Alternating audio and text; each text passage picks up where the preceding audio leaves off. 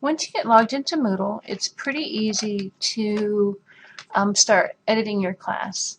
So if you start at the My Home page, then in the navigation block, you'll see where you have My Courses. And if you do the down arrow next to My Courses, you'll see all of the courses that you're currently in. And then you just click on the name of the course you'd like to go to. And then that'll bring that course up. And so the first thing we're going to do is look at the structure of the course. At the top of all of the pages on our Moodle site are links to various things. We have distance learning resources for you and your students. We have the same basic information that's provided on the website. And then finally we have free downloads that are provided by technology services. So looking at your class, you've got a navigation block, which is always there. You've got your settings, which are always there. And then you've got some other resources that are currently there, but we can move them around or delete them depending on what you want to do. You've got your calendar, and you've got your academic honesty policy. This shows up on every page. And on the login page, I'm sure you noticed that it shows up right underneath of your login. This is just a little reminder for your students. So the first thing we need to do is turn our editing on. And then we will see more information, editing options, view options, that sort of thing. And one thing that we can do in Moodle 2 now that we couldn't do before is called docking. So any block that you see this little white square will allow you to dock it. So if you click on that little white square, it's going to pop itself up here. Here's our settings block. And then you can access everything from up there. And so if you're worried about having too much stuff in the way, you can just dock up everything that you don't want to use and then access it from there. Makes it pretty simple. If you decide later that you want it to be back out again, you can just click on the white square again and it'll put it right back where it came from.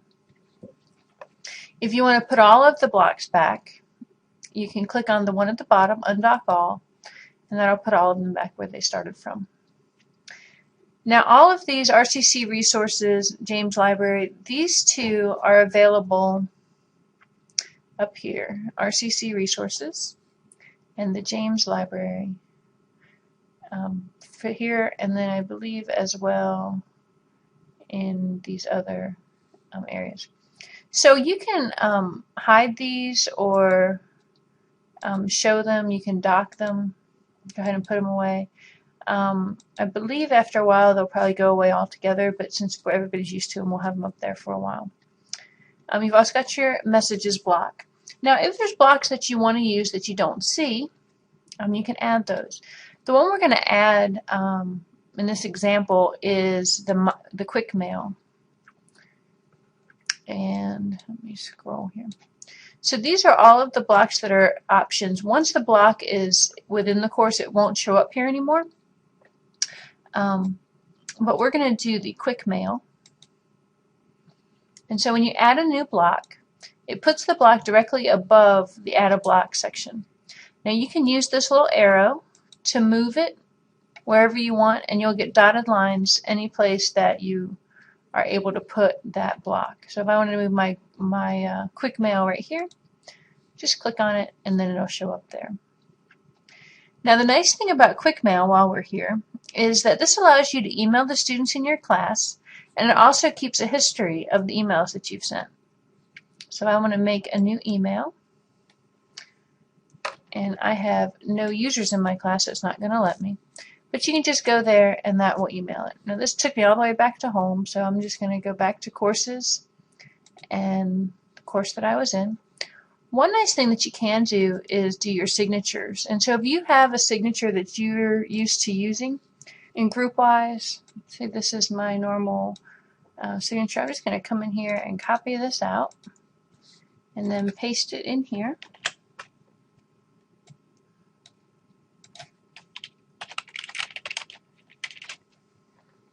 I'm going to make it my default.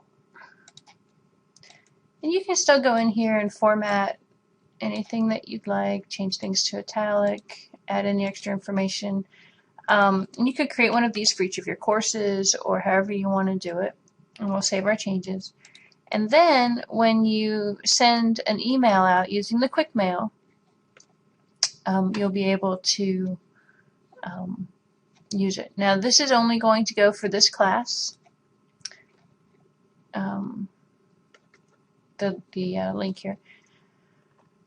Now if you wanted this to show up on all of your pages, you can come up here and click on the configuration, and this will let you know where the block is going to go and how it's going to show up. So original block location is on the course, display on page types, and we're going to say any page, default region, and we'll say the second column, default weight, and this is where it'll be from the top. And so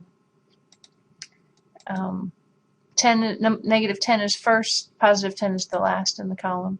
Do you want visible, and so on. And so we're just going to save our changes. And so now it'll be here. And it should be, even if we go into another section, let's say we go into our calendar, we should still get Quickmail. So we have it available to us now on all of our pages within the course. So anyway, this is adding a block to this particular section. Eventually I'll probably have the Quickmail block by default in everybody's classes. And so if that block is already there, you may choose another one. We've got lots of blocks for you to choose from.